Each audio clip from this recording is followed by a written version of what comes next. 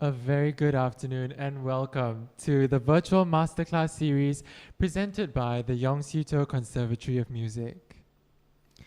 Over the last 17 years, the Conservatory has hosted numerous masterclasses for its students as well as the local music community.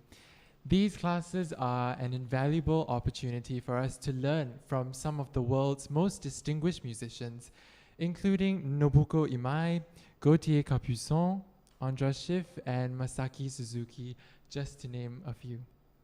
Given the current pandemic, the Conservatory is glad to be able to continue presenting the Masterclass series in today's digital format. And today we are very happy to have Mr. Anders Norell, Principal Flautist of the Taiwan National Symphony Orchestra. Hello, Hi, everybody. Mr. Norell. Thank you so Hello, much for joining Singapore. us this evening. Hello, the world. Mr. Norell will be guiding students from the YST Flute Studio, which is led by Mr. Brock Miller and Dr. Hello, Sharon everybody. Lim. The students will be accompanied on the piano today by Mr. Matthew Mark, who is part of the Conservatory's faculty of accompanists. Without further ado, allow me to introduce our first performer, fourth year student C. Rui Yang, who will be playing for us Schubert's Introduction and Variations. Rui Yang, please.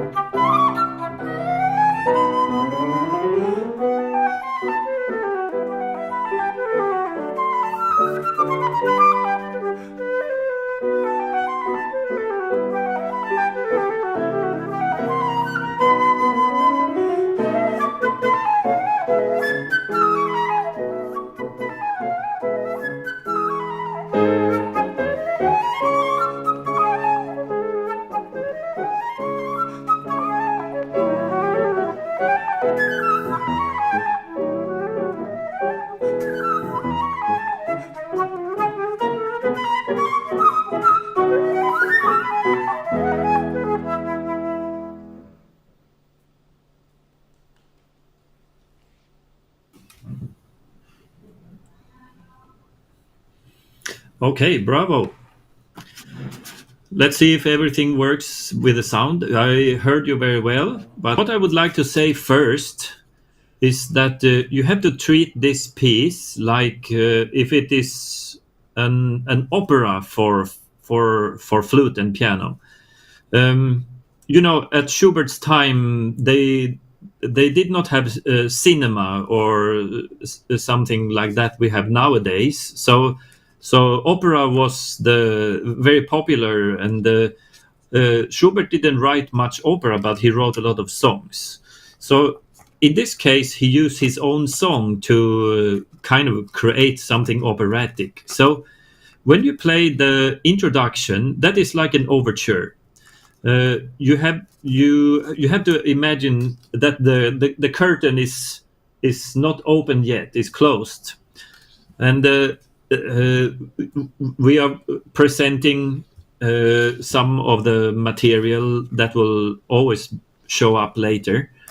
So Schubert very often used major and minor harmonies to create his music. So you have this at once in this piece.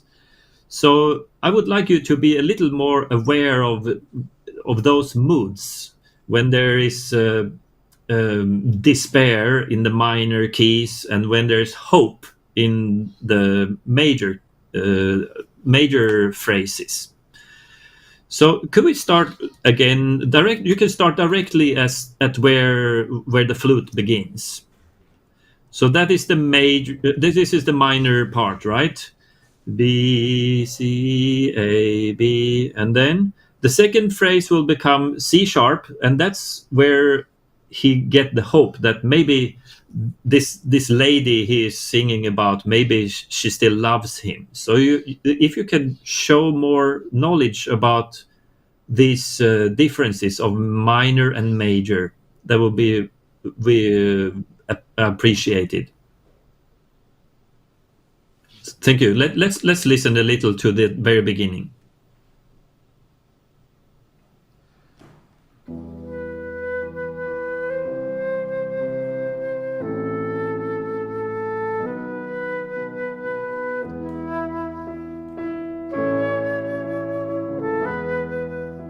Yes, right. So now you sorry to interrupt you. So now you are using vibrato for both moods. Can you hear me? Myself quite clearly. I can hear myself quite clearly. Oh, okay, sorry. Hello? Yes, can you hear me now? Yes. Yes, good. You're using vibrato for both moods, so they are still too similar. I don't say that you have to turn off your vibrato, but I think you have to use it much less in the minor, and then when you come into the A major in the C with the C sharp, your vibrato can warm up this tone color. But you already use vibrato from the beginning, so then the vibrato has nothing special to tell us. So try the first phrase much more straight. If you want to still use vibrato, you have to use a different kind of a frequency of the vibrato.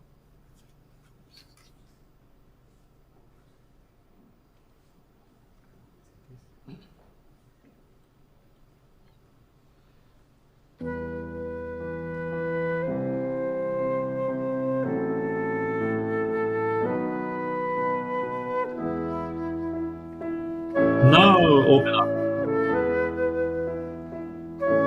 And more.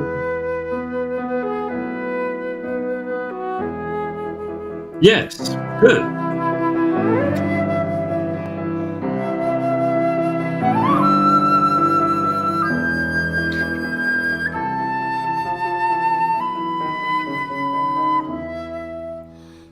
Thank you very much. Good. Excellent. Thank you. Thank you so much. That was perfect. Very good. Very good. Bravo. Now we really have a difference of characters already in the very beginning. We understand the moods of this piece very well. Very nice. Bravo. Since our time has limit today, we have to keep going on. So then if you go to the last part of the introduction, when you are playing da di da da, bar 32, I think. Can we start from that place? Bar 32, F sharp.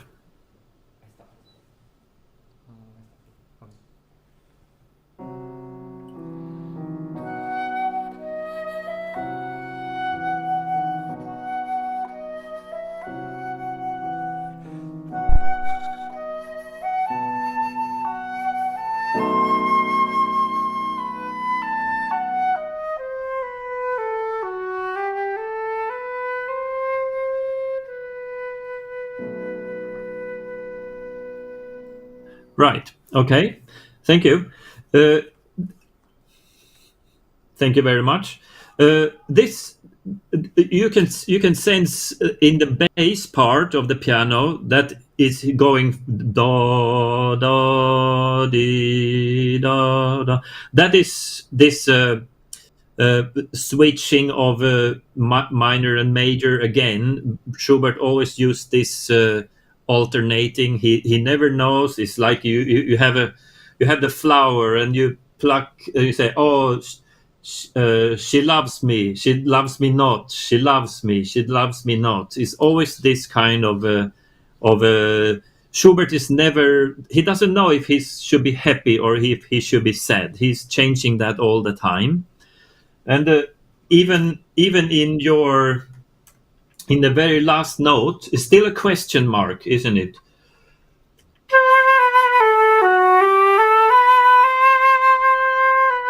So he is not sure if he's happy or sad yet. And of course, the story hasn't really started. So when you are playing the flute line,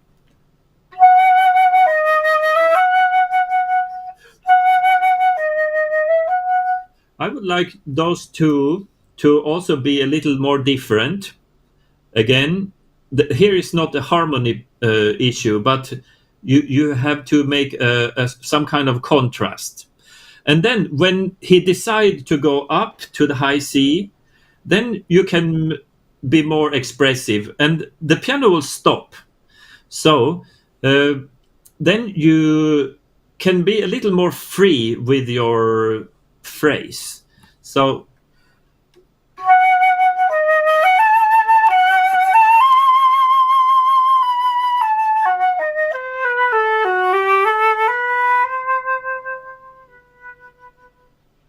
you see, take a little more rubato in this phrase. You can shape it because you are alone. The piano is already stopped. Okay, can we do this one more time? So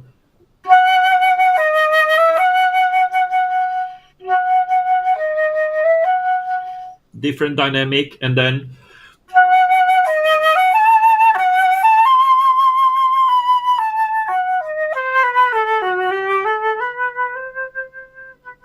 more freedom. Let's do this now.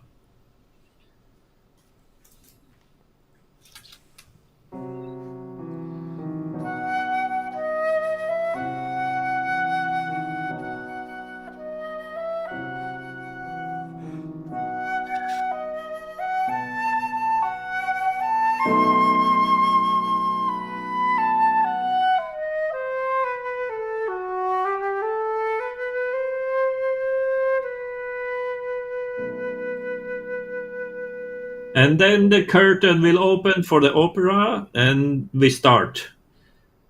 Okay. Just where you're playing la di da da da da da di da, and the curtain open for the opera, and we see the stage. Okay. So now it's time for the melody. Okay. So we can go directly to where the flute plays. Skip the first 8 bars. For this melody, you have to always go forward to the end of the phrase, to the last note. So don't get stuck on the beginning. Many people get bothered about here is already kind of get stuck the melody. So you have to have a direction to go to the final note. So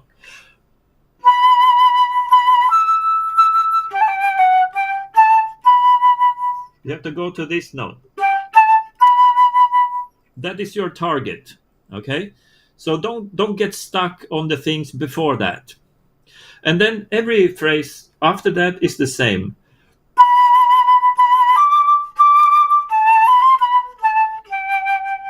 So always go to the last note. Okay? Can we do this right on the spot where you start?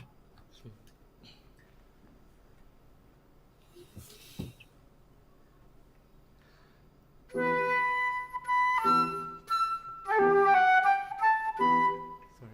I can hear myself. Yeah.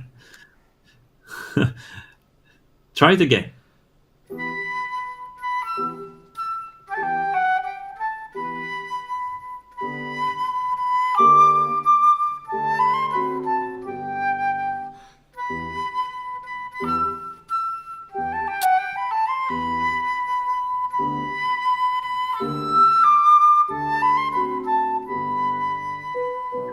Okay, thank you. Yeah, now you played 4 phrases, and the last 2 phrases you did very well. The first 2 are still kind of stuck somewhere, all right? And I think when you play, because we have repeated notes a lot, so it's very easy that the air will stop. But you have to be able to taper the repeated notes, and while your air is still flowing. So don't stop your air. I'm exaggerating now, but you see, you should not cut. Don't cut those notes. You have to make them taper.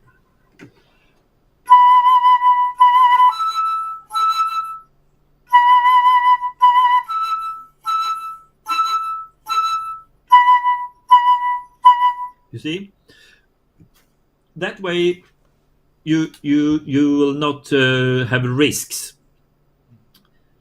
Can you just try maybe play only the flute, play B, B, B, B repeatedly, so you can practice these waves, okay? But never cut it, never stop it. The air goes all the time. Okay? Can you try this as an exercise?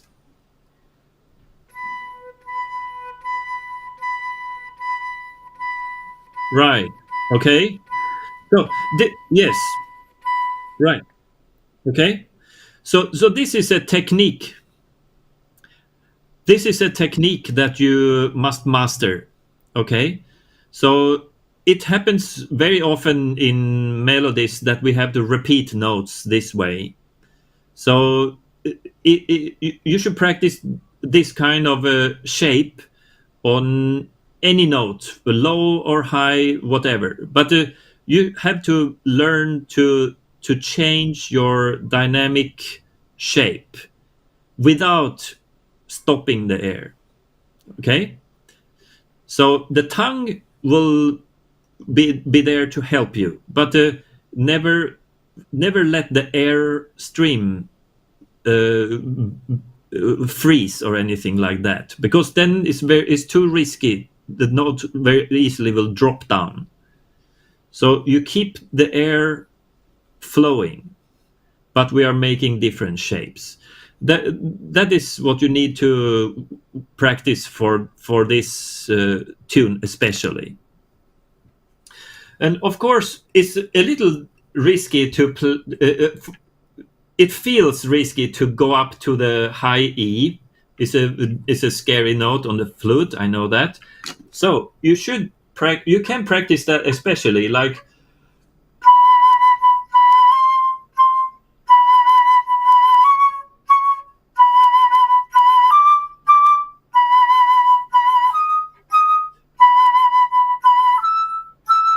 And even higher.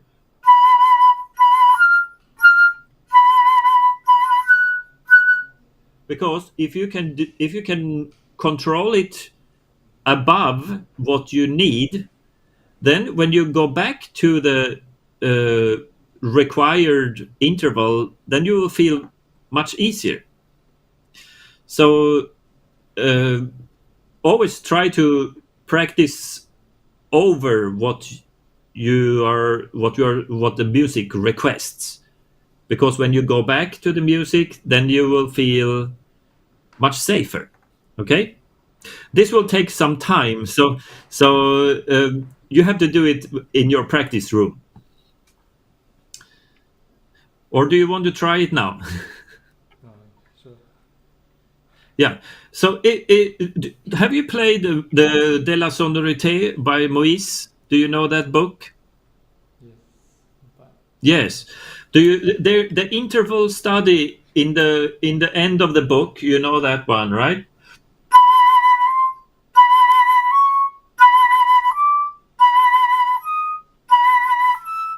It's the same idea, but actually the Schubert melody is even better variation for this exercise. So because we get the rhythms. So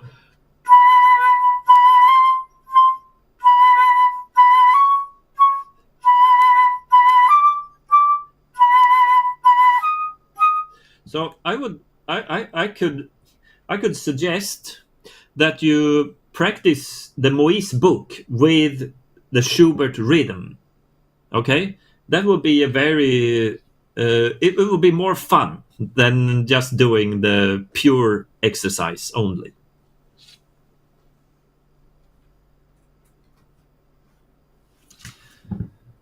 Yes, if you want to play, you can go ahead.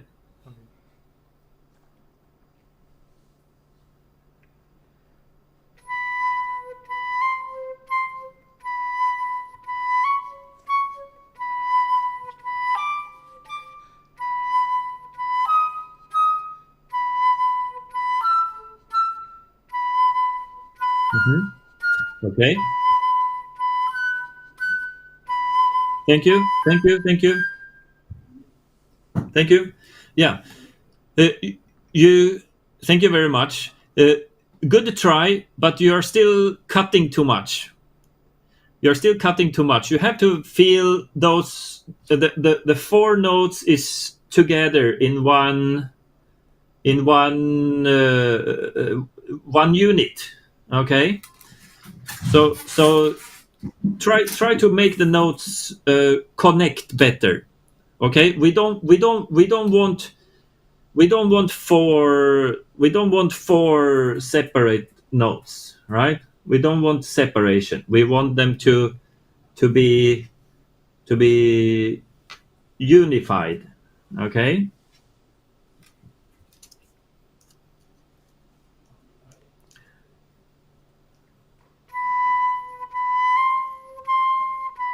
Yes. Good.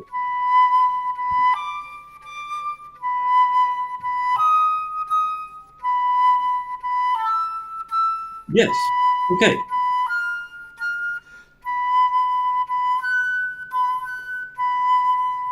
Okay. Yes. Yes. Okay. Good. Much better. Thank you. Much better. That is the way you should practice it. Okay. And later, when you also do the melody, then you keep things together this way. That's beautiful. Very good. Now, variation 1. You have to think that this is the world's longest upbeat. Okay, so you have to treat the scales like an upbeat.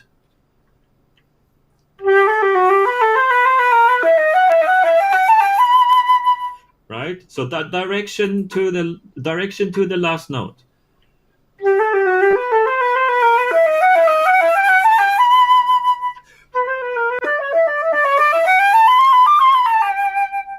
So you're always going to that note. So let's try it together with the piano.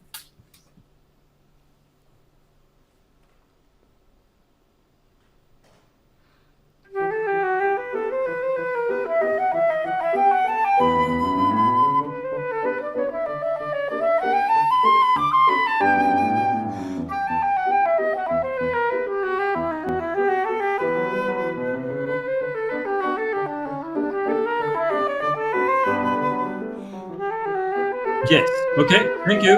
Thank you. Okay. Thank you. Thank you.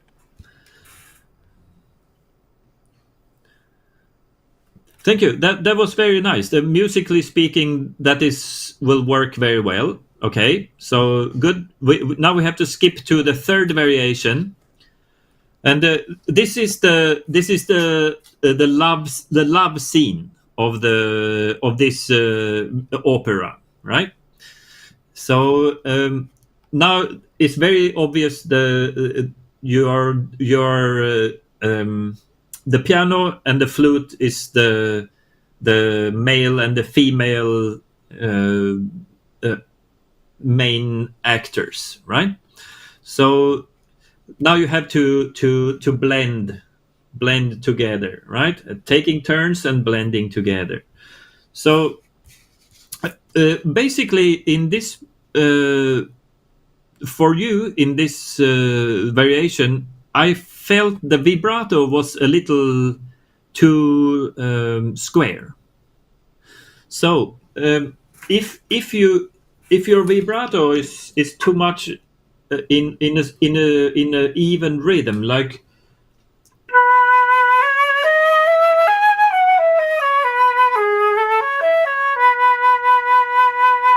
you see, that it gets into a rhythm.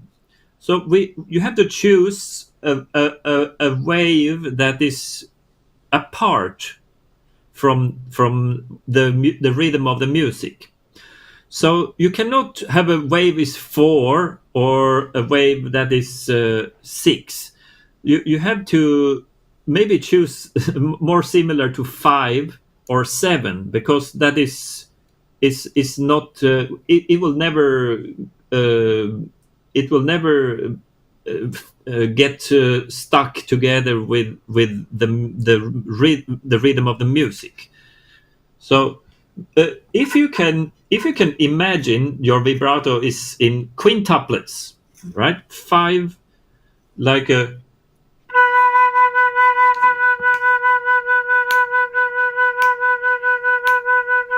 or 7.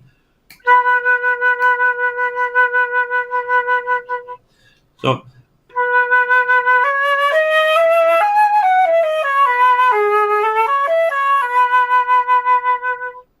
right? I don't want you to get stuck in the pattern, but you have to do something that is not equal to the music rhythm itself. So try to speed up. If you speed up your vibrato wave, then I think it will solve the problem. Okay, so try to make the waves faster.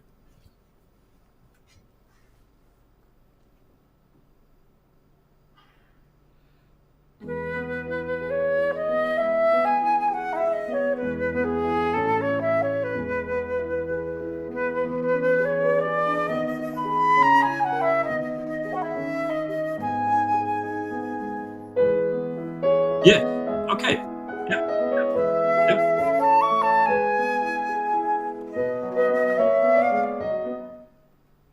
Yes. Much better. Yes. Wonderful. You solved the problem immediately. That was beautiful. Okay. So then it become very charming. Now, in the last variation you played, now the fifth variation, um, now you are both the man and the woman in the same flute part. So the low and the high, la da da da da da da da da da da da. You have to make more conflict between these two. All right. So make that make us understand that there is a argument, right? This is not a happy variation, right? It's a struggle. So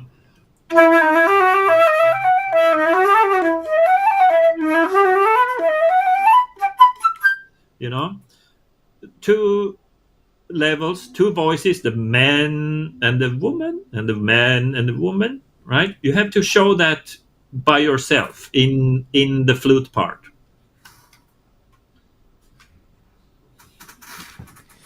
So sorry to interrupt, Mr. Norell. Just a reminder that we Yes. have 5 minutes left before the next performer. Thank you. All right.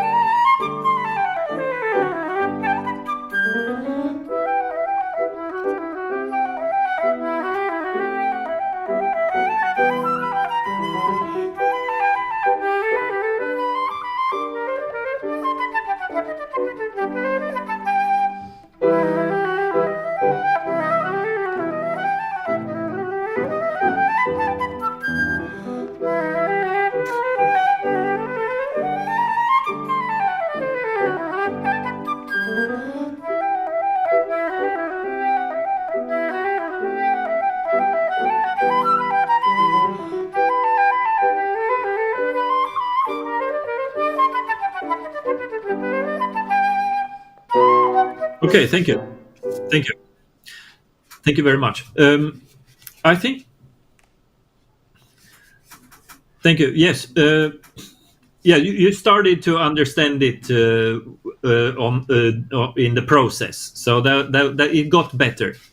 I think maybe also sometimes depend on the edition, how the edition will write the legato phrases. I think you can, if you need to, you can rearrange the slurs so that you don't need to have it doesn't need to overlap or something like that. You can design the slurs according to the low and the high. It will be easier to keep this to keep the characters apart. So of course we could also use dynamic differences. We could do tone color differences. Like for the low notes, you could give a richer amount of harmonics in your sound. So, which you do pretty well already. But you see, you not play too hollow. You should get more harmonic added to the tone color. So.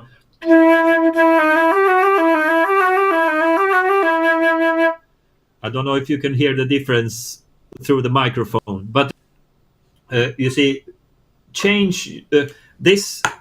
I do this by changing the mouth chamber.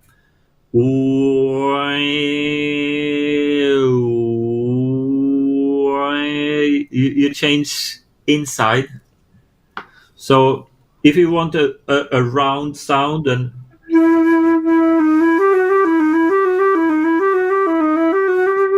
if you want the rich sound, you stretch your mouth. So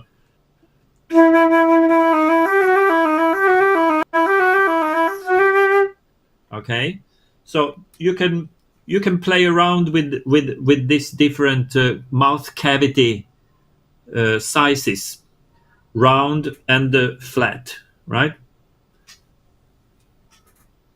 That is, I would recommend you to explore this way to change your tone colors. But I thought today you already had a very good. You showed that you are able to adjust very fast. So I think you did a good job. Bravo! Thank you. Thank you so much. Thank you very much.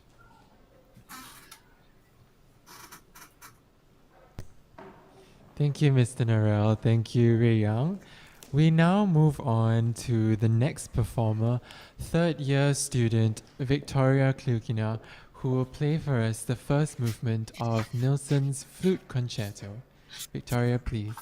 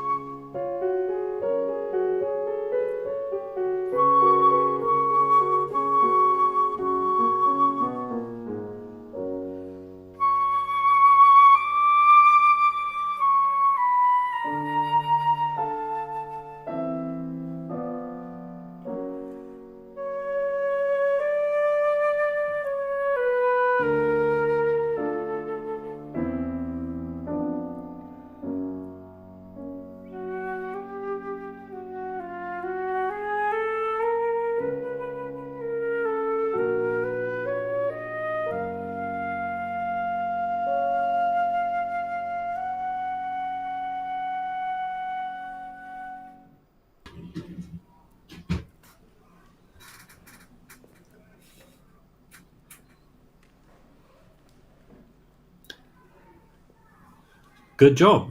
That's a long movement. And can you hear me correctly? Okay, great. It's a very very exciting music to play, because you go through so many different moods and characters, and sometimes it changes very suddenly. I thought you had a good you have a good palette of colors. You have a good palette of dynamics too. That's very nice. Well done. But we can still work on many things. So when you I might actually want to start with the middle, one thing in the middle, where we have the is a bar 132.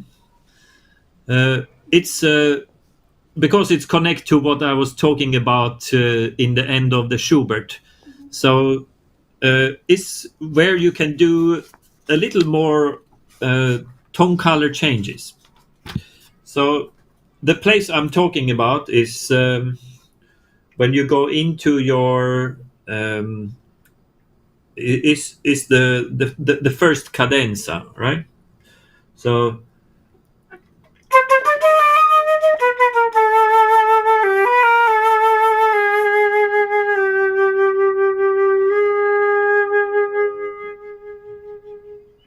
if you can change your tone color together with this harmonic change, when it's going, it's like this is like a modern extension of Schubert, because again he is going through the major and minor modes, and you can show the you can show display this better by using tone color differences. So what I was explaining for the previous student was that you have to use your mouth chamber to create these differences. I have a mustache, so you maybe don't see very clearly, but when I want to have a relaxed tone, I'm much more round, and when I have a more rich tone, I stretch. Okay, so in this case, we are going from rich to round, to hollow. So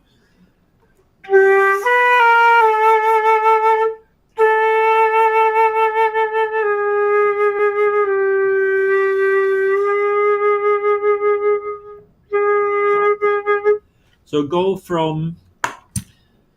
from this kind of shape to and change it into a round shape. Are you able to do that? Can you try it out? Just directly this bar?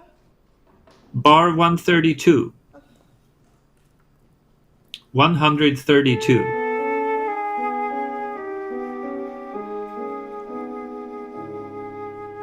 Yes. Okay. I think I like your relaxed sound, but I think the rich sound can be even more. The rich sound can be even more colorful. Can you get it even more?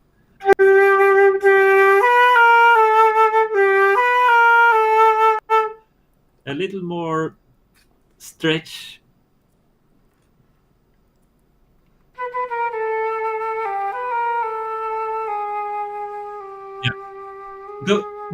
Go. Try to overdo it a bit. Try to overdo it. Go as far as you can. If you crack the sound, it doesn't matter, because we are practicing, right?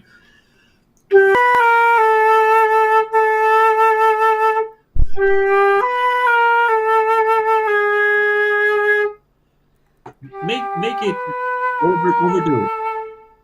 Yes.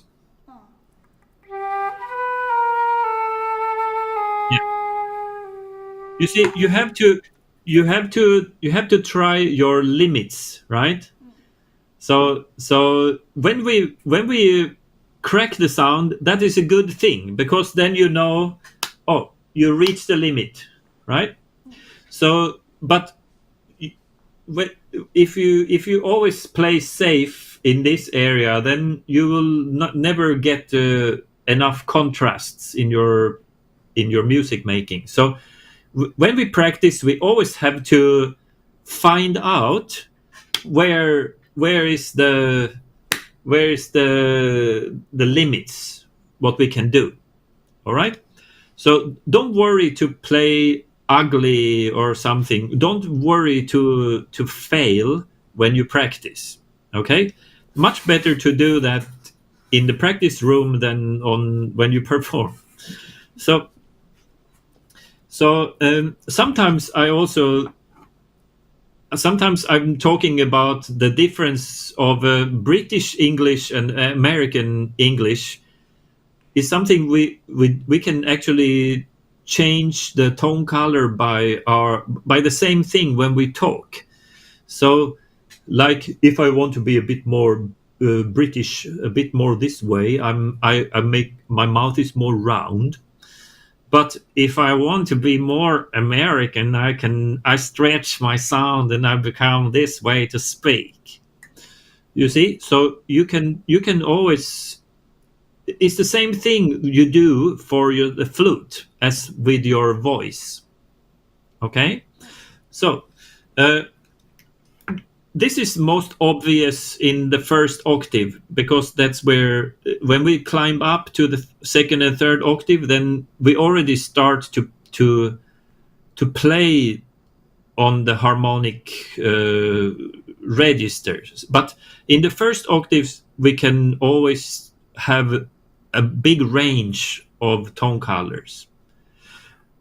You can also think about, like, because I work in the symphony orchestra, so there's always the matter of how do you match to the oboe, how do you match to the clarinet, and that's also, you always have to be ready to switch your tonal colors depending of who you are playing together with, right? So I suggest to you that you should explore how to use your mouth chamber to create different tone colors. Okay, very good. Now, if we continue the cadenza after this, again, you can also do these adjustments as you go. So.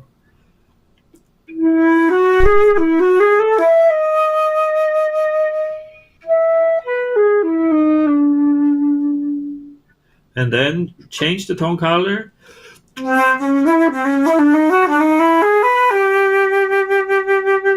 And again.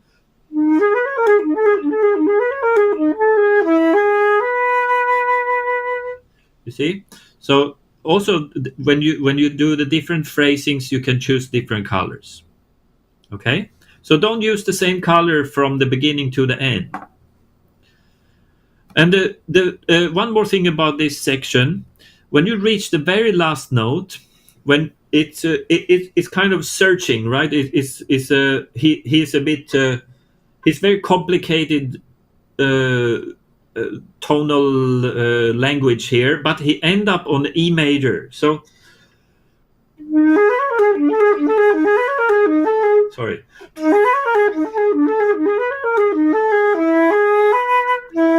He find E major. So you have to show, I found what I was searching for. You have to be happy for that, right? So you were playing this very like it was going to disappear or something. But I don't think we need to be so gentle there. We should show, we found E major, yay, you know?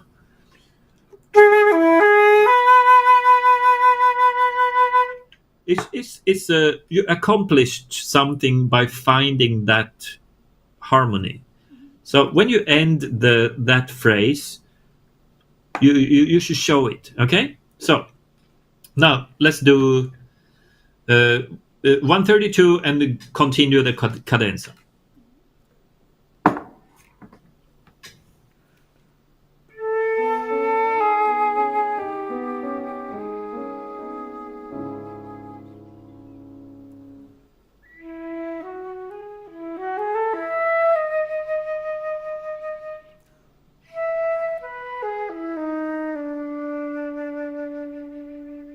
Change it.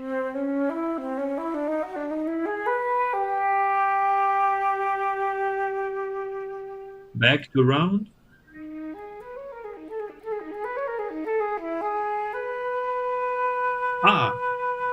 Yes. Yeah, and more vibrato. For that note, you know, you have to show that it's alive.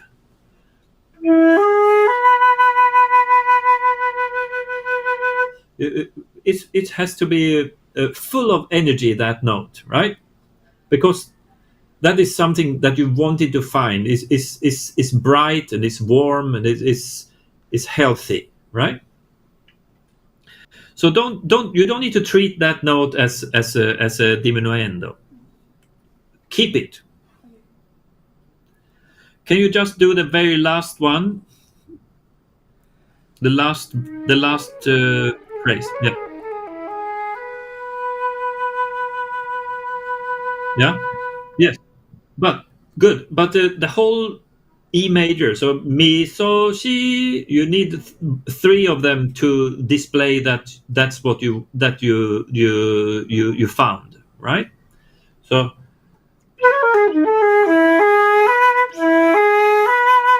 show that all the three notes combine is that is your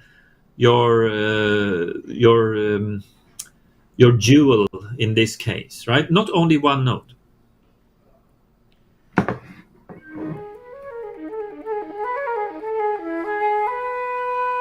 Yes. Right. Because very good. Before that, you have a section in E major also when you're playing the melody, right? So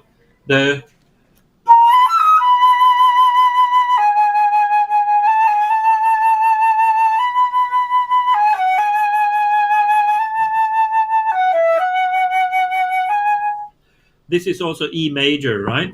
So E major is very important in this piece. It goes through all kinds of keys, but the E major is a kind of central piece, a central key, and in the very end of the concerto, in the end of the second movement, it also ends in E major, right? So E major for this is a positive key. So we should always appreciate the E major when we have it. Okay. Now, if we go back to the very beginning, I was talking about a lot about harmony and things like that. Have you thought about this piece? What is the main theme? Have you any idea what NIELSEN is using to create this piece? What would you say is the main theme?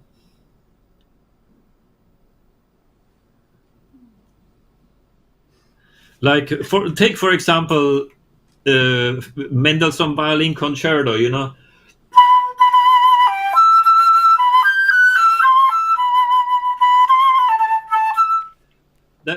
that is the theme, right? When we hear that, we know, yeah, it's Mendelssohn, and it comes back. It comes back in the piece. He composed it the way that he's using this. But what is NIELSEN using? Possible open. Because that it never comes back, right? Does it? So that is not that cannot be a theme. Do you know what NIELSEN actually? What have you found out? What he actually is using? Is that from bar 12? Bar 12. That will come back, yes, but it's not the secret of this piece. It's not the secret of this movement.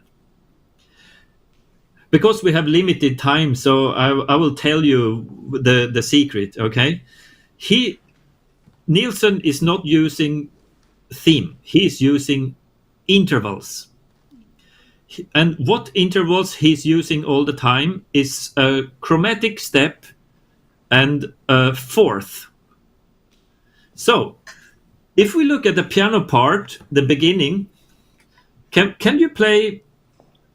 Can the pianist play only the first three notes? Yes, exactly. So we have an E flat, an A, and a D. These three notes, that is what he built this movement by these intervals. So you will have a lot of and that is a fourth, right? This is the most easy to recognize. You have it also when you start, and later on there will be in the bass trombone, and it will be in the timpani, right?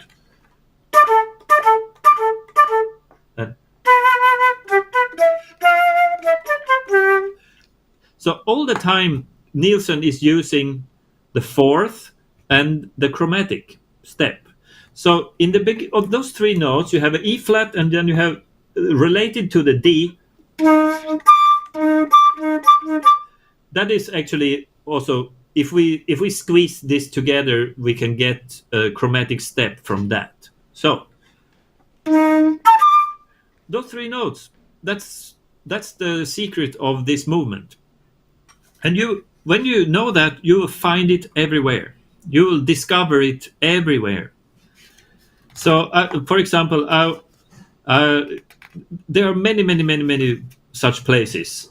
I was talking about that E major melody, right?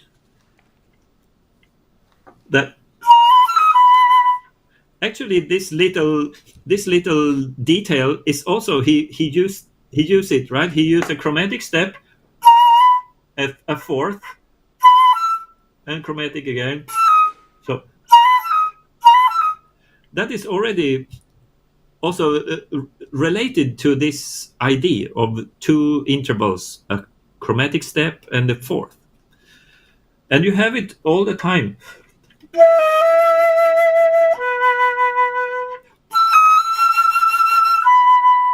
That is also a chromatic step and a fourth. So that happens all the time.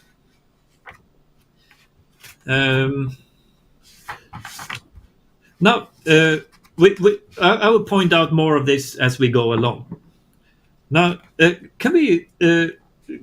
I thought you played well the beginning, so there's no technical problems or anything like that. But when we come into the page to the phrase where you have repeated notes like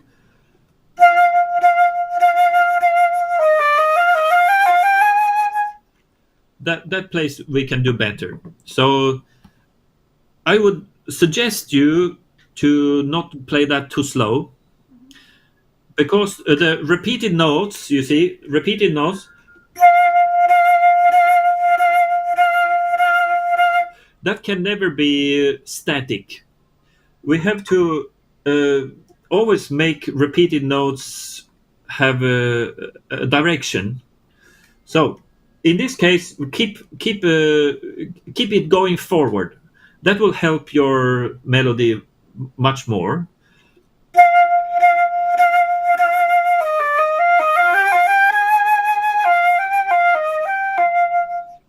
And then we have, then comes again this chromatic, and the fourth comes back, right? So let's play from this section. Can you start at that? Fa, fa, fa, fa.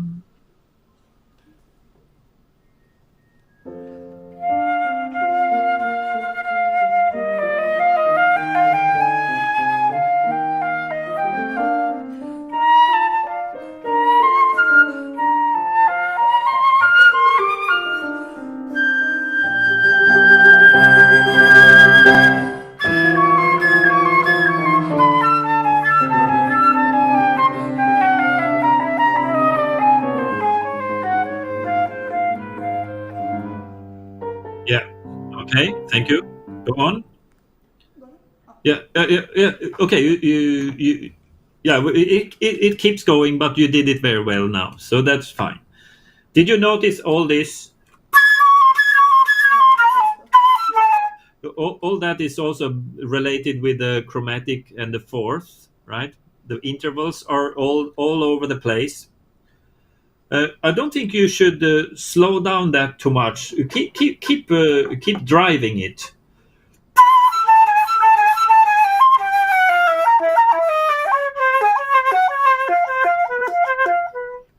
So don't slow down in that section. Let's go from the high triplets, okay?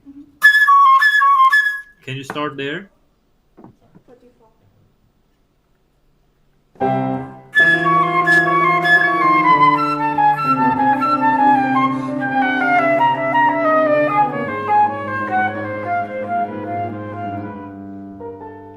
Right. Okay. Yes.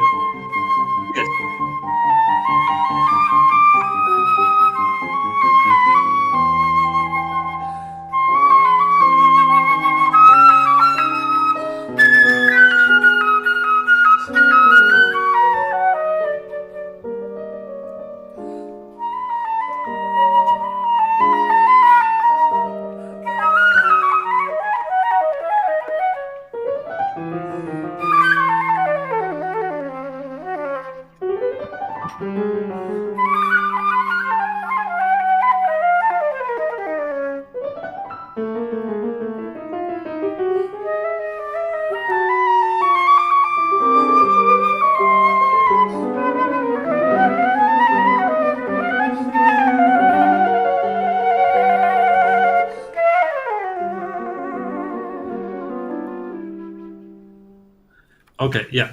Thank you very much. This you do very nicely. That's no problems. Yeah, some of those six tuplets can be cleaner, but you that is a matter for your practice room, not for now.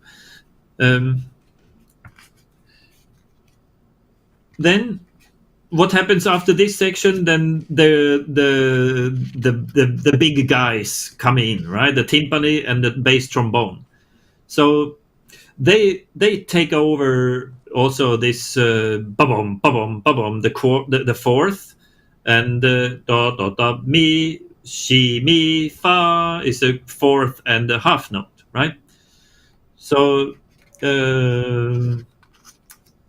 Nielsen was working as a violin player in the orchestra, and he wrote the woodwind quintet for the woodwind players of this orchestra, and then he promised them to write one concerto for each of those members too.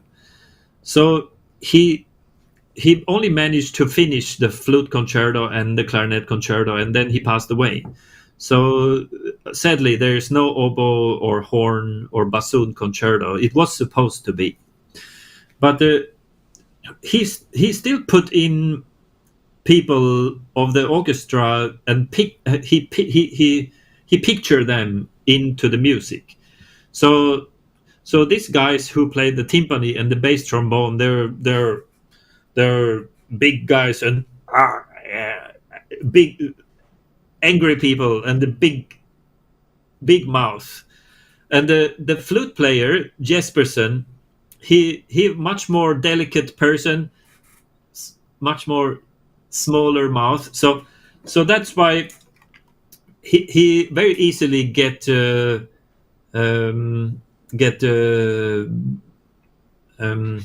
do you say this? 欺负 in Chinese. He get disturbed by them, right? So they're coming, ba-bum, ba-bum, ba-bum, and so he's using the small interval that is picture Jespersen, and the big interval picture the big guys. All right. So it's very interesting to be aware of that, how he used these things to picture people. So let's start for the piano, where you have the timpani and the trombone. So sorry to interrupt again, Mr. Norell. Just another reminder that we have another 5 minutes before the next performance. Okay, sure. Can I start?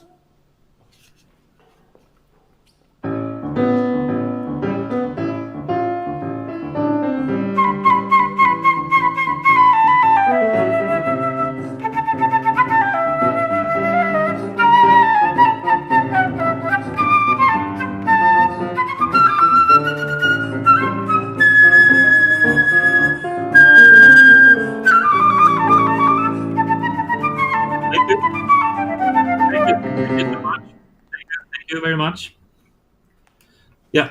So good. You see the relation now, right? So the half tone is the flute player, and the big interval is picture the other people. So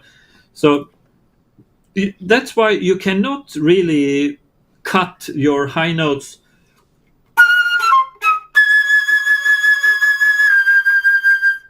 You cannot cut there, because that half note has a relation, right?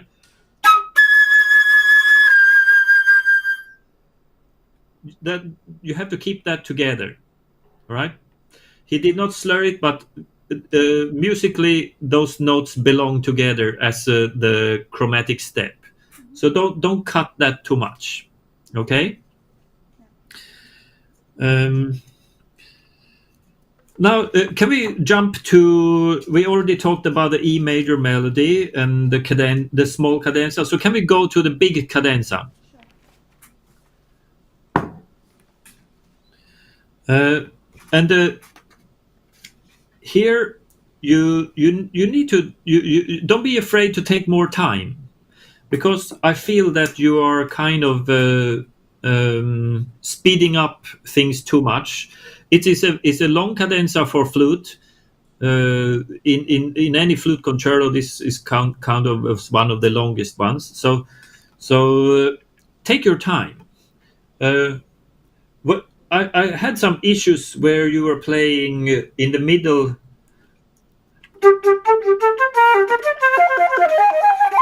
That place, if you're too fast, then you will hurt yourself later, because you have to know that your six tuplets are coming up, so you have to adjust your tempo when you start to that. So don't play. Then you'll get trouble later. So.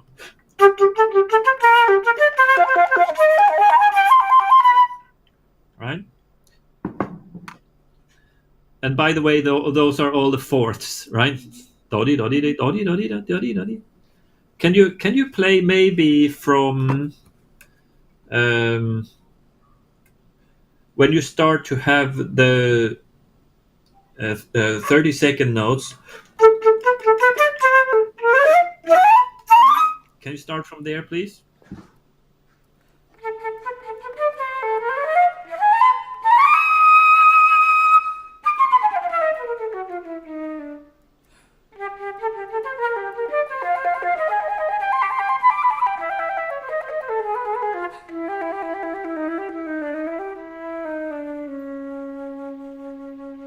Yes. Okay. Much better. Thank you. So don't let that he write vivo. Don't let that disturb you, because it's already designed by his rhythms, right?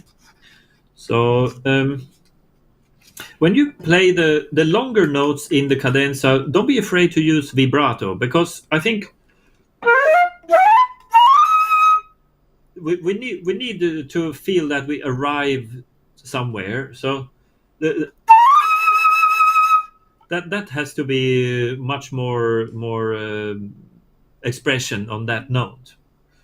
And previously, also before that, you had longer notes.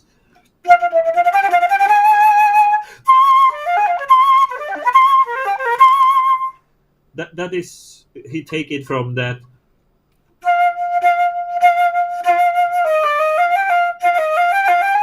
Is from that melody, right? So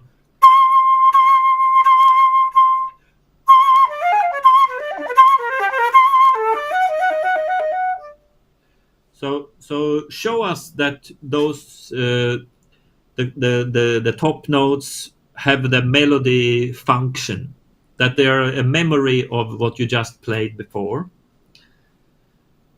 So yeah, maybe can you do that section too, where you have the C's, those.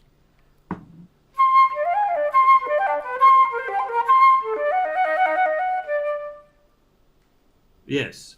So never sacrifice those top notes. They have something to say, right? They are important. Then we have a smaller cadenza later, which you should keep much more together. So.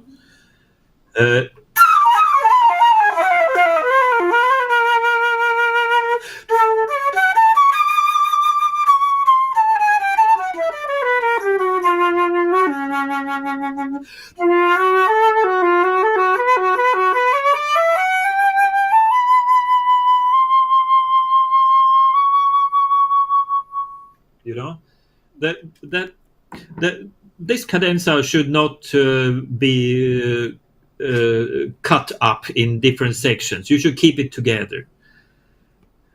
Can we try that one? That's probably the last thing we do today.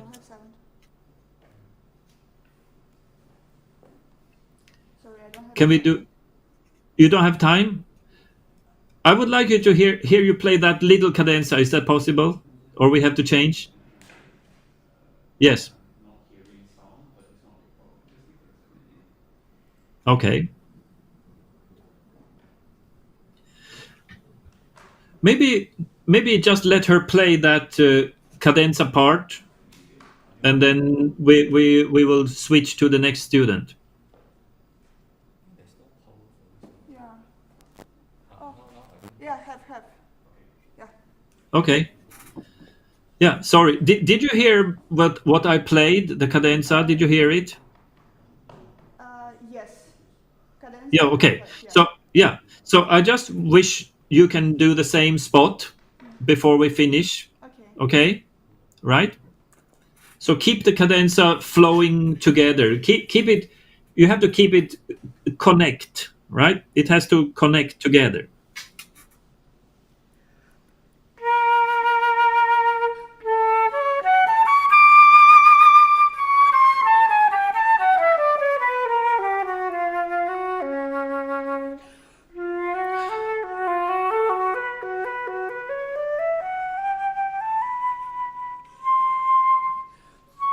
Yeah.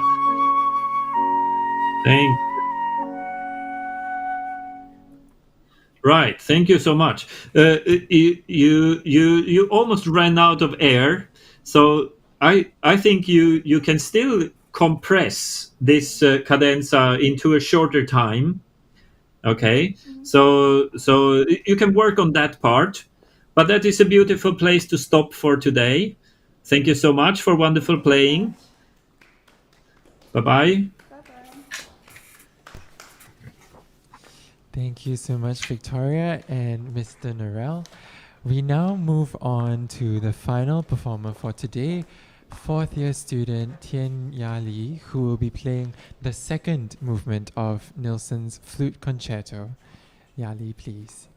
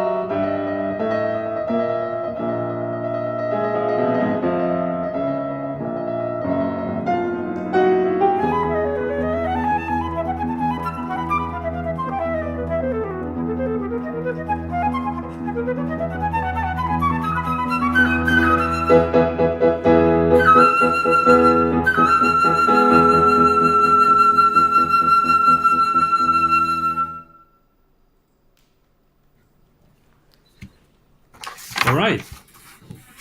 Bravo.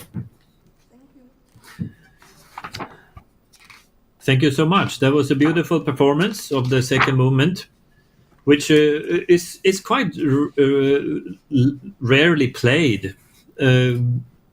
It's much shorter than the first movement, and then people kind of seems to misunderstand this movement a lot. But you display a good knowledge of it. On the other hand, I thought you played the first half of it much better than the second half. So we need to work mostly on the things that are in the end of it. But first of all, did you notice that also this movement using the same details as the first movement in regard to the intervals of the half tone step and the quarter and the fourth? It's all over the place also in this movement. But here, of course, we do have a melody. We have a theme. The theme is this little.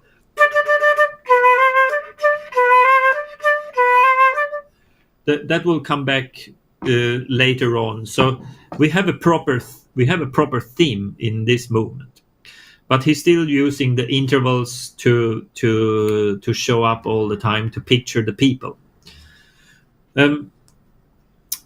Yali, did you play any other pieces from Nielsen before you played the concerto? Quintet. The quintet, yes, last summer, I remember that, which was very good. But have you encountered? Do you know any of other pieces that Nielsen wrote for flute? Not really. This is the most No, familiar yeah. repertoire. Yes, of course. The concerto is the most famous, but there are a few small pieces which are very nice, and they are good to know before we go into this concerto. There is one small piece for solo flute that he is called the Children Are Playing. It's something like this.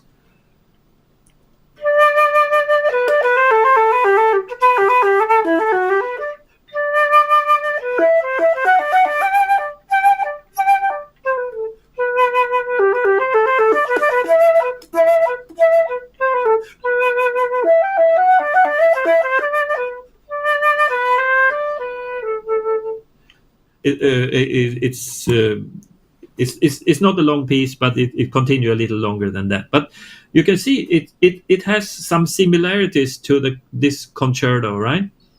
So the character of Nielsen is, that piece is called the kids, the children are playing, right? So when we play this concerto second movement, I think we also have to imagine children. It has to be a little innocent and happy, and the children, they laugh a lot, and they take things easy. So when you play this piece, I think that's the attitude we should have. We should not think, oh, it's a serious concerto. We have to treat it like a more like a scherzando, something simple. All right. So what I would suggest when the theme is done, then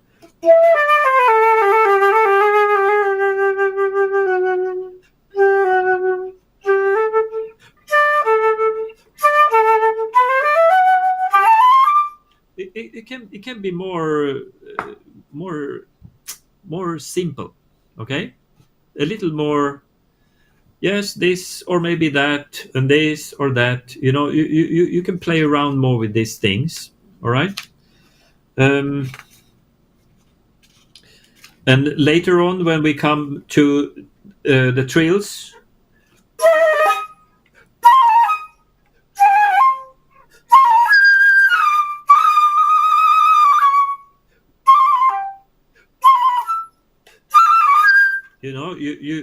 you can make it sound more fun, okay?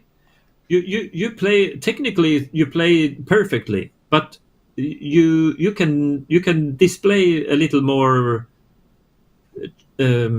innocent, childlike message. All right, I would prefer that. So should we listen to it one more time, and I will stop you when we need to. So directly from the flute entrance.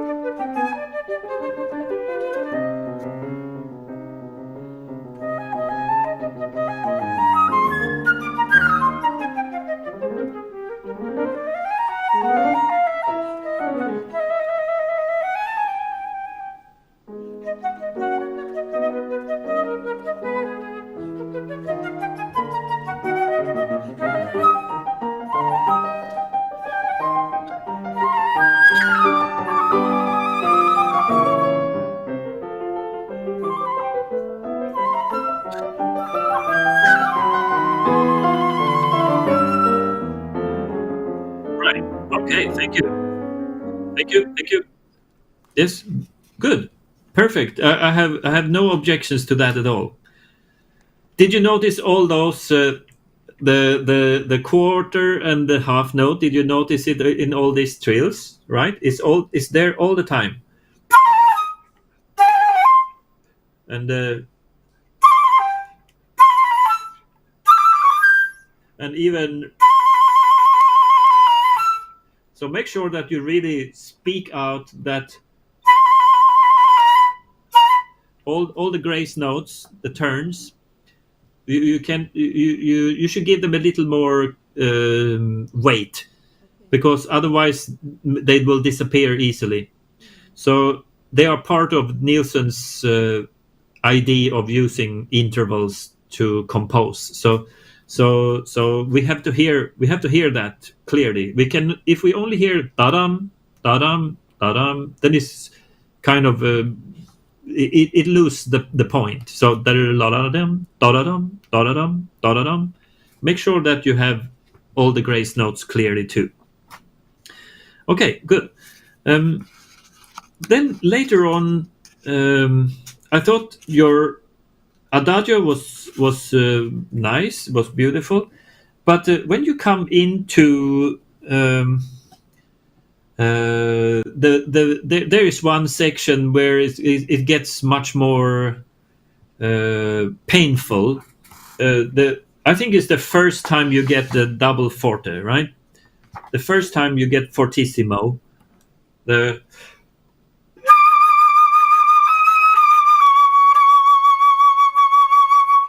that place. I don't really agree to chop it up too much. I know you. I'm sure you want to do that to show good accents, right? But to me, that is too much. I think it's much more important to still keep a unit, to keep a line together always. So I know that there are accents, but try to use the accents more in an expressive way, not a rhythmic way, because basically speaking, I believe music has two characters. It's either it's rhythmic or melodic. It's either it's vertical or it is horizontal, right? So in this place, it's not the rhythm is not the priority. So if you play da da da da da, we lose the melody and we only have rhythm. So I would like you to try to do this place in a horizontal way. So ba di da da da, that has to keep together. Then you can breathe and do the second one, right? So can we try from there? Maybe if you start, can we start at 81? Bar 81, is that possible?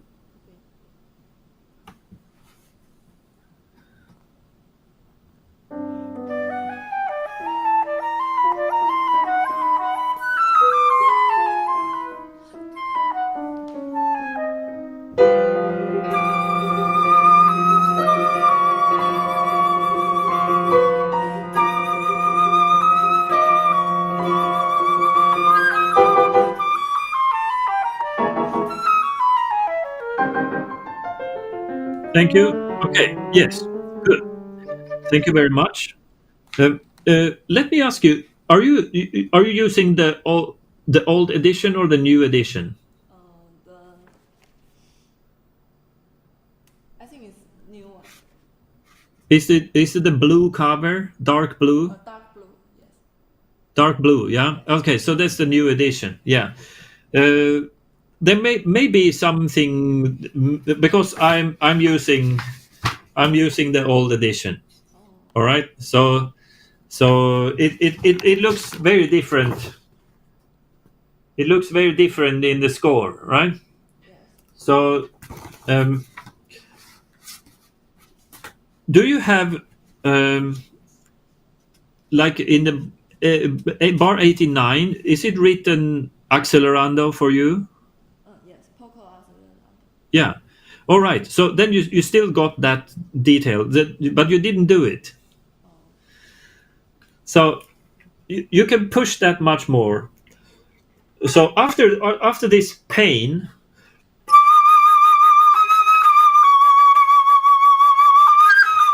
a little angry,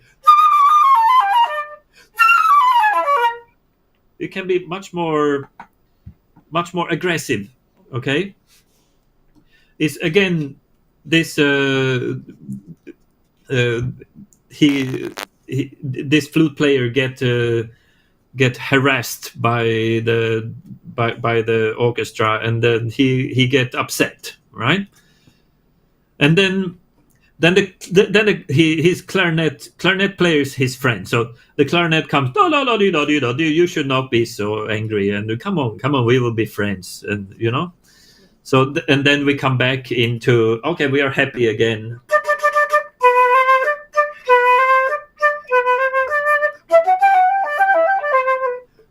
So everything back to normal. But before that, you have to show the anger and the pain and this being upset. Okay. Before the pain outburst, I think here you need to work a little more technically on.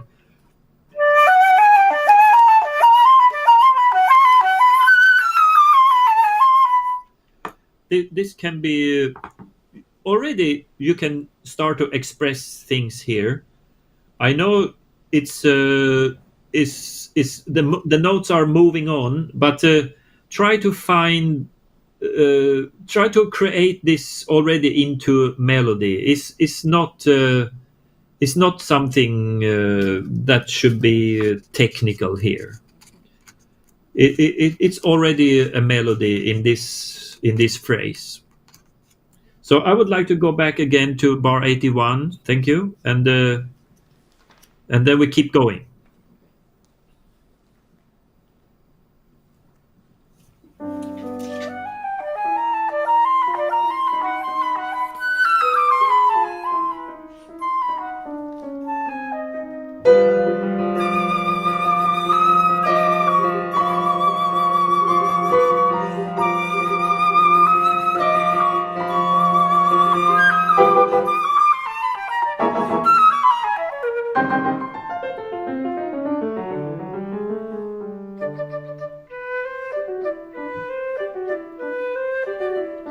Yes.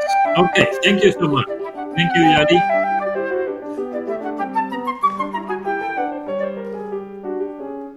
Thank you. Yeah. Yeah. Thank you so much. That was much better. Okay. Yeah. Now your music makes more sense. Okay. Just remember that the section we just played is Adagio ma non troppo, right? So the 16 notes are still, they are not really as fast as they look. It's very easy to get fooled by the visual print. That happens for any music, not only Nielsen, but very often we get the wrong impression from the score. So you have to always you have to always judge, is it going to be a rhythmic place or if it's going to be a melodic phrase, right? So constantly keep that in mind, and then your music will have a lot of variation. That will be very nice. Can we look at bar 137?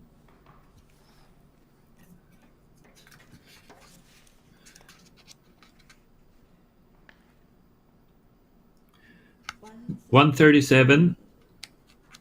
137. E by 37. The piano part. 7, 8, 9. It should be a Piano part. I think the bar numbers should be the same. Let me see if there shouldn't be a mistake. 1, 2, 3, 4, 5, 6, 7. Yeah, 137. Do you? The phrase I want to talk about is this. I think your edition has a F natural, right? Yes. Is that so? Yes. Yeah. To me that it doesn't sound very good.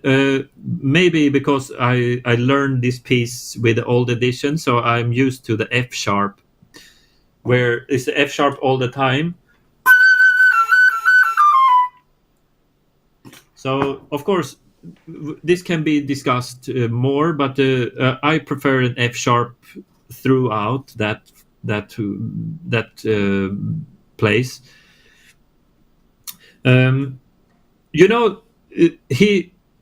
Nielsen wrote this piece in 1926, and it was premiered in Paris with by the Danish players.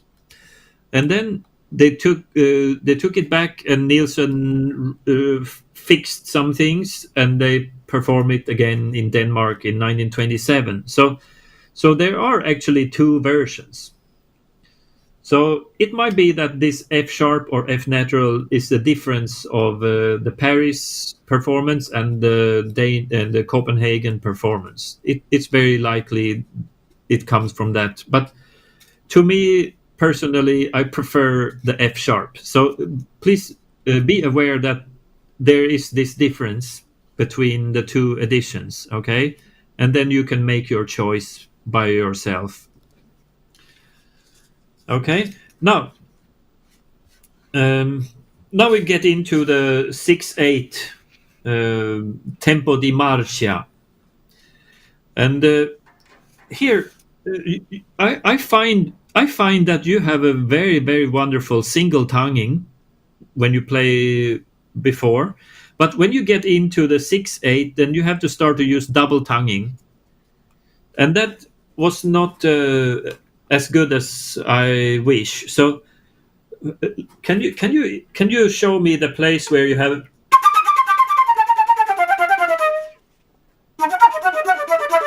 Can you do this for me? Only flute.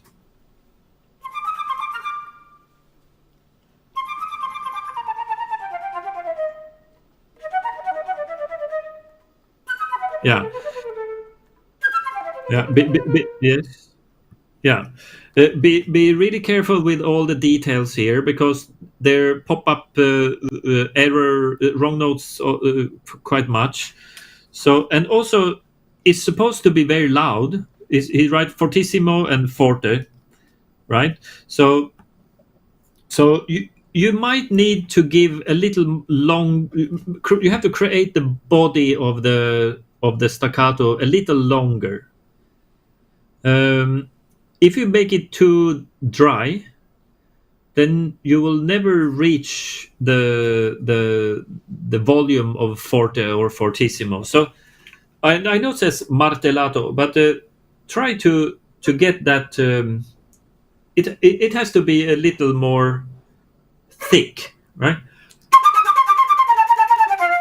Not that's too dry. So.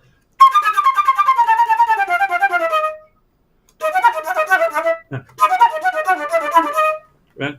Can you get more meat on the bone when you play that? Please do it again. Only flute.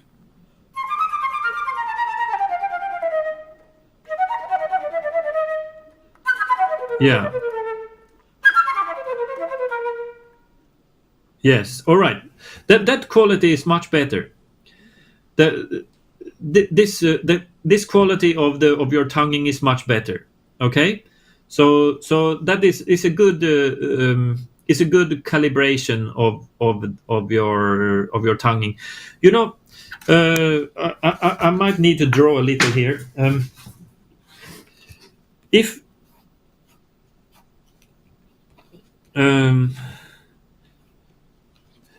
we have one note, let's see. Yeah, when we play a tongued note, we have a choice. How long is this going to extend? So we cannot be under 50% of the note, because then we change it. Then it becomes, if it's only 50%, then it will become an 8 note, right? Can you see? Yes. Do you see this? So yeah, we have to make the note longer than 50%, but less than 100%, and that is a big difference. If you play your tongue note like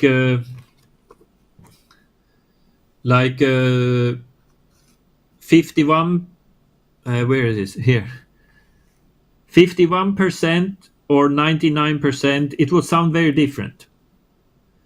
So you have to choose how long is your tongue note going to be. And the composer cannot really pinpoint. He cannot pinpoint that. It's up to you how long it should be. If it should be closer to like 60, or if it's going to be closer to 90 or something, or in the middle 70%, 80%.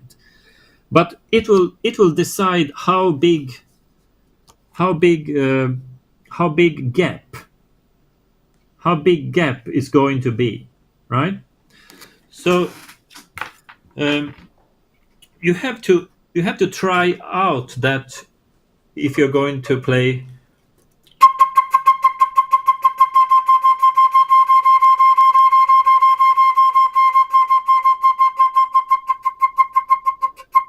You see, you can test your staccato length.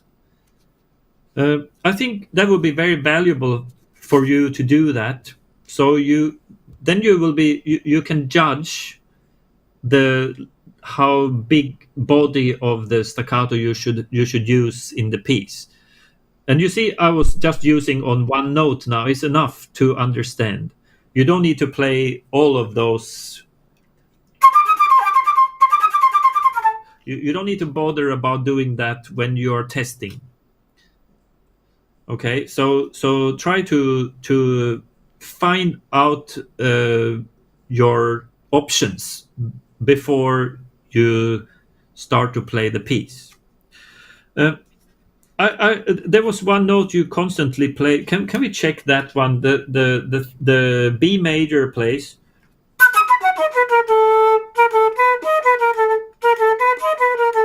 In my edition, it's written that way. How is yours different, or is it a mistake? Oh yeah, it's D sharp. A D sharp, yeah, but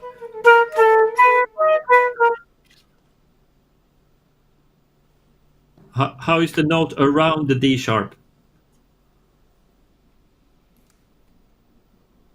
Yes, it's D sharp and B natural and B flat. D natural. No, there shouldn't be a D natural in that bar.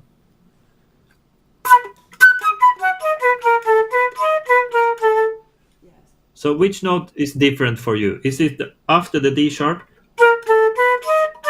No. I don't know what you were doing. Can you show it to me?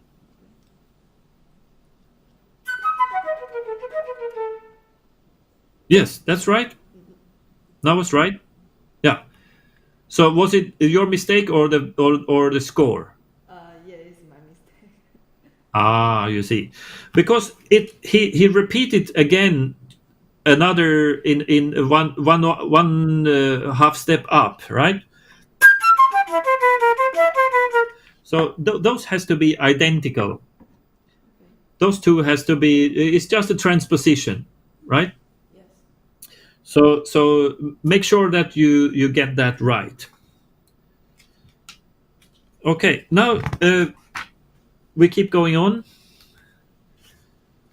In 218 and 19,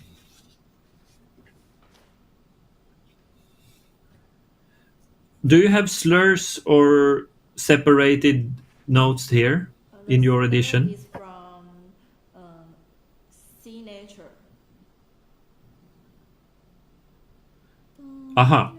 So you have. Is it like that? Yes. Okay, because in the old edition is separated. So of course that can also be discussed, because both ways have their advantage and disadvantage. So be aware that this place is also different in the old and the new edition. Okay. Can we go back to bar number 200, the Tranquillo? Can we start from there, please? So here already he starts the E major.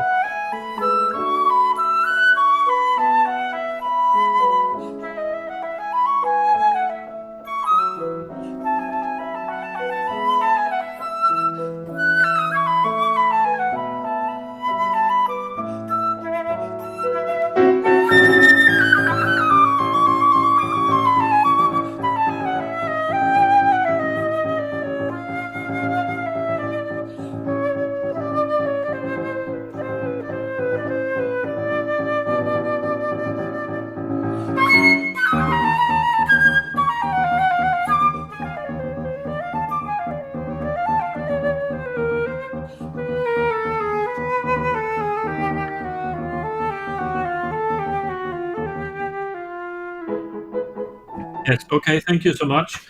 So again, there are. Again, you have to be really careful with your notes. I still hear notes that are unusual here. For example, when you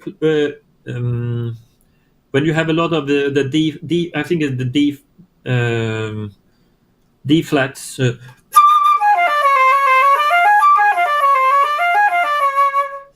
This place you have to better check out, because I find it sounds odd to me. Try to make sure that you're playing the right things. But musically speaking, I think you should show more. Again, here the trombone, the bass trombone, and the timpani, the big guys are coming back to disturb, right? So that you have to show that you're again this Jesperson flute player, and he gets very easily upset. So when you play, that has to be more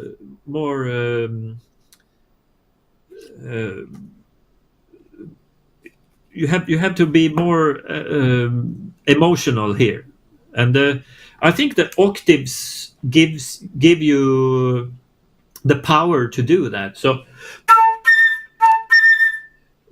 make sure that this is not too short or too dry, because then it doesn't sound. Then it sounds too happy, you know. And also, that also he writes 3 forte, right?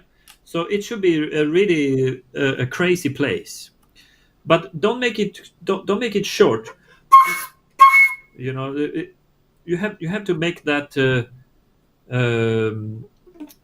more powerful here.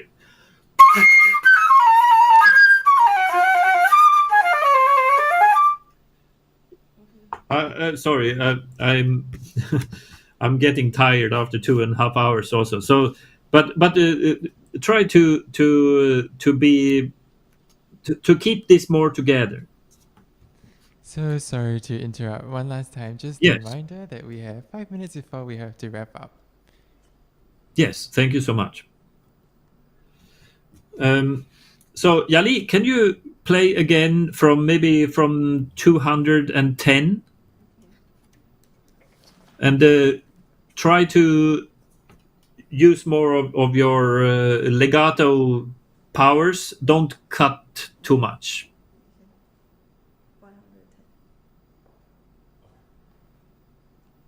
110.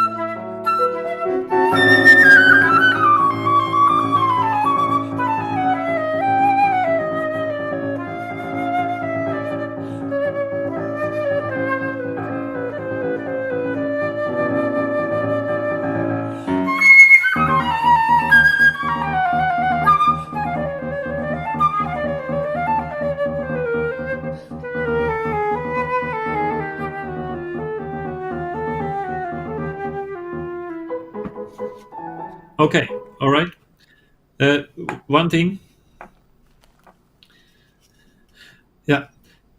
Okay, I spotted the note that is strange for me. It's a you play an A natural should be A flat. So in my score is A flat. How is it for you?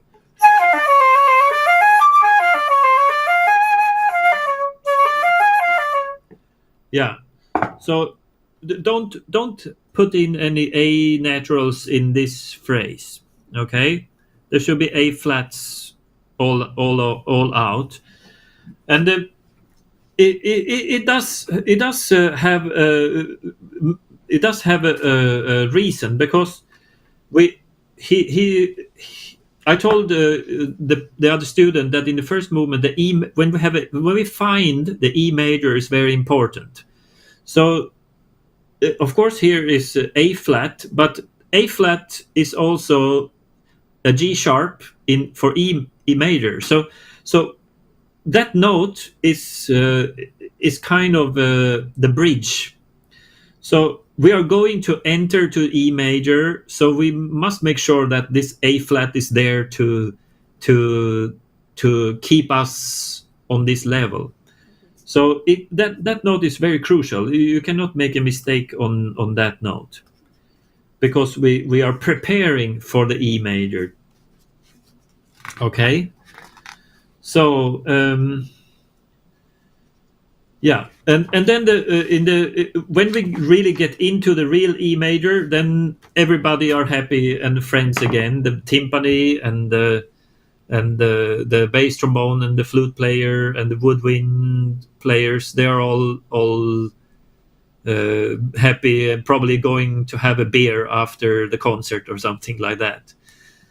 You know, the Danish, they love their beers. So we have to have a good ending, right? Should we try to have this happy union as an ending of the piece and ending of our class, or this? Can we start from there? 239.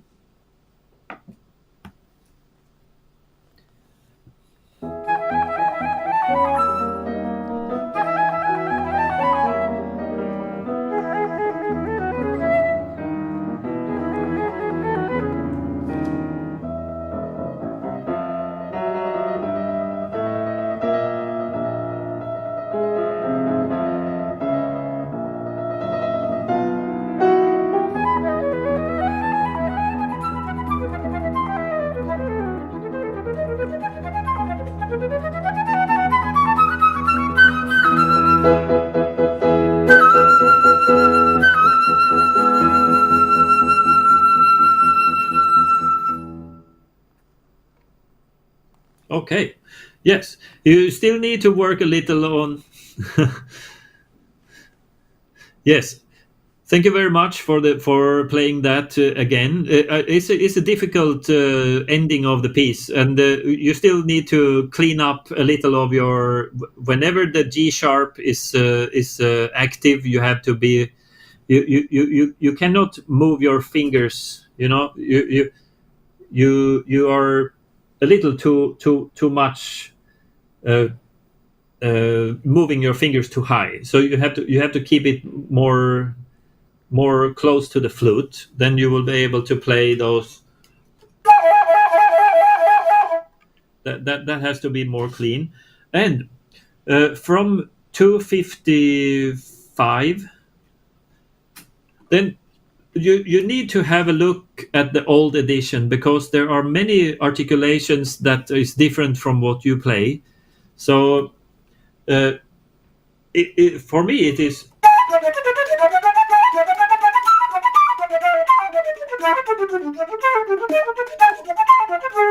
You see, quite different from you. So I suggest that you take a look at both editions, compare. Sometimes we can find answers also in the piano score. If you look at the piano part or the flute part in the piano part, then you can also find many answers or discoveries there. So do a little more study of details for the Nielsen, but it's wonderful playing, Yali. I'm happy to hear you again. Thank you so much. Oh, Thank you, Yali, and thank you, Mr. Norell. With that, we have come to the end of today's masterclass. We thank the performers for their outstanding performances, and we thank Mr. Anders Norell for taking the time to be with us today to share his knowledge and musical insight and to make this masterclass possible. To our audience, thank you so much for tuning in, and we hope you've enjoyed today's program. If you'd like to stay up to date on future events, please subscribe to the Conservatory's YouTube channel and follow us on Facebook and Instagram. Until then, thank you and goodbye.